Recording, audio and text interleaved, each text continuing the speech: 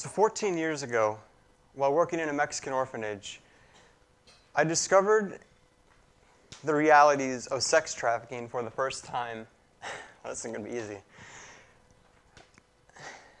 By witnessing some young girls under the age of 10 being rescued from it. And it completely destroyed my world. For the next 12 years, I tried to get involved in the anti-trafficking movement. But the response was, thank you so much for wanting to help. But 1, you're not a female. 2, you don't have a law degree, so we really have no place for you. At the end of that 12 years, I was finally able to make it on the board of an anti-trafficking nonprofit because I obtained a Master of Public Policy degree. And a leader in the movement came up to me and said, Andrew, did you know that there is no nonprofit that focuses on getting men involved in the movement? To which I said, I'm not surprised. I've been trying 12 years. And it took a Master of Public Policy degree to get to this point. And all the events I'm going to, there's basically no men. And so to make a really long story short, instead of waiting for that to happen, I decided to create this nonprofit. However, I needed seed capital. And I had my only car, which was a Prius, sold that, made some drastic overhead cost cutting. And with that, MATTOO was born. And MATTOO stands for Men Against the Trafficking of Others. And MATTOO's sole mission is to decrease the demand of human trafficking, and specifically sex trafficking, as it makes up for over 90% of all trafficking cases. And so some of you might be wondering, well, how big is human trafficking, and what's so important about decreasing the demand? I'm glad you asked. So human trafficking is recently believed to have now be the second largest criminal market in the world, just surpassing arms dealing, and beneath drug trafficking. But to give you some numbers, a study that was done in 1998 estimates about 21 million individuals being sex trafficked or coerced and entrapped in prostitution around the world. But this study was done in 1998, and it's been growing. But this would be the equivalent of every female in the country of Spain being forced and trapped in prostitution. To give you some numbers on profits, annually and globally, 32 billion US dollars in profits.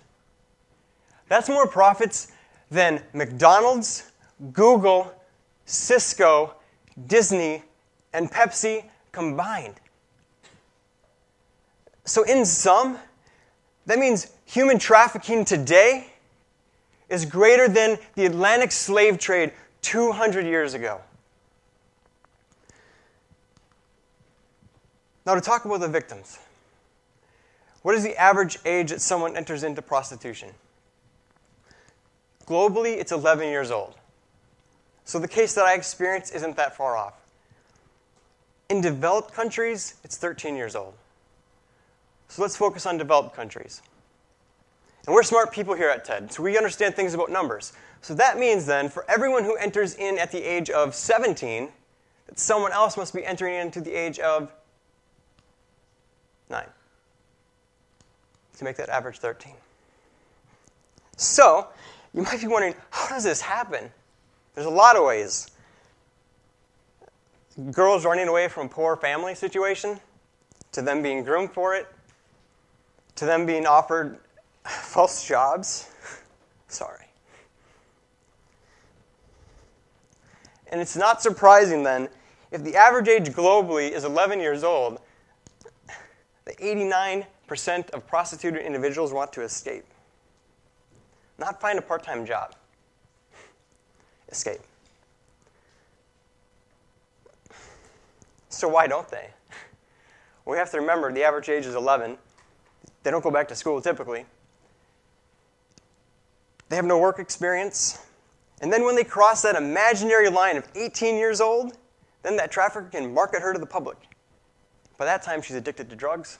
And so when she gets marketed to the public, and now she starts getting arrested, she starts building up her criminal record. Just what the trafficker wants. Because now, When she tries to escape, where does she go? But also, did you know that in the UK, someone who's being trafficked brings in about 90,000 pounds a year to their trafficker, of which that person sees nothing, rarely nothing? Translating that to US dollars is 150,000 US dollars. So is a trafficker just going to let that person leave? Clearly not. But even let's say that she can somehow escape. First of all, where would she even go? And second of all, who would hire her? No formal education, no work experience, multiple criminal records. And it doesn't get better. It will eventually. So MATTOO was looking at, we need to update these numbers. These numbers are from 1998 of 21 million people being sex trafficked. So we started doing some research, some simple research, looking at government data on websites and aggregating it. And we're giving you the most conservative estimate that we possibly can right now of how many people are sex trafficked today in 2012, 14 years later. And that number is 32 million individuals being sex trafficked around the globe. But this, to give you an idea, this would be as if every female in the United Kingdom was forced into prostitution every day. To give you another way to look at it, that means for every one person being sex trafficked in 1998, there are now 1.5. For every 2 in 1998, now there's 3.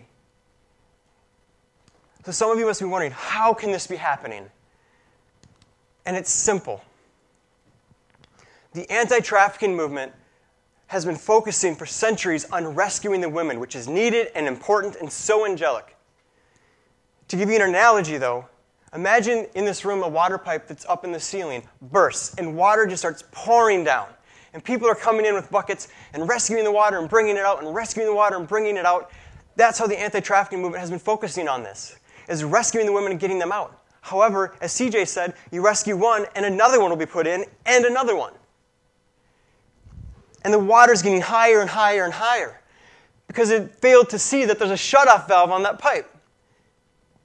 And that shutoff valve is decreasing the demand. It's restricting the demand. It's elevating the social consciousness. It's engaging men to say, do you understand what's going on here?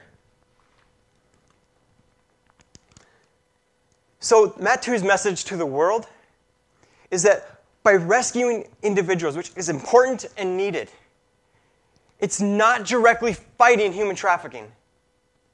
And this is an idea worth spreading. Some of you may be wondering, does this matter to me? Like where I live? This is happening near you, as was just shown. And I'm going to use the same case and give you a little different angle. A few months ago in Oxford, that sex trafficking ring that was broken up, where 13 men were arrested. And over a period of 8 years, they created this web, the sex trafficking ring. At the time of the arrest, it was believed that there was about 24 girls that it actually enslaved. But actually now they've just recently updated the numbers, so it's over 50 girls. And when they entered, they were anywhere from 11 to 16. And if you take the average of that range, it's 13 and a half, which is close to the number that we were discussing.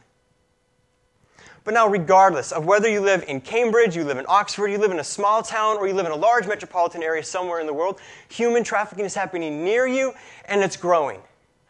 However, I come here with a message of hope. And that hope is when MATTOO first started, we had no idea if anyone would want to help us join the fight to decrease the demand of human trafficking. However, what we quickly found out was that women got it right away, and they were our best champions and our strongest advocates. And when the men started to understand this, they became floored. Like, this is what's happening? And they started sharing it with their other friends. And not only that, it started to evolve, where we had these MATTOO banners, where men were signing these banners in the presence of survivors of trafficking and other women supporters. And by signing these banners, they were saying, I pledge to learn more about this, I commit to engage my friends, and I refuse to exploit trafficking individuals. And not only that, it started to grow from the US into Spain, now in the UK, and in the Philippines. And have I mentioned that this is essentially a volunteer-run organization right now? And so we're seeing hope. But not only that, when we're delivering this message, people are saying, do you have more information? Can you do more research on this? We want to understand this more. So there's a positive demand for more. And so this has led to MATTOO. Now we're in the process of creating an education curriculum that can be distributed into school districts, into faith-based groups, community groups, universities, and that can be translated and to be made more culturally specific for certain audiences around the world. But most importantly, we have seen significant changes in the hearts and the minds of men all around, internationally. So much so that we're seeing offenders now champion MATTOO's message. And so some of you may be wondering, how can I help in this? How can I join this fight? One simple yet profound way is to not look the other way. Is to engage your friends and your colleagues and your family members who are even engaging in the periphery of this. Is to engage them, inform them about the realities of what's going on. And second, you've heard of some things that we've been talking about, the things that we're doing. We invite you to help us do this. And one way to explore this even more is to visit our website, mattoo.org. And you can see even more ways. And we were inviting creativity to come into this and say, how can we end this? And so I want to say thank you for listening. I look forward to standing with you in the fight to decrease the demand of human trafficking. And I guarantee you, with the minds and the talents and the power of the people in this room and watching this video, we will see a significant change in the near future. So thank you.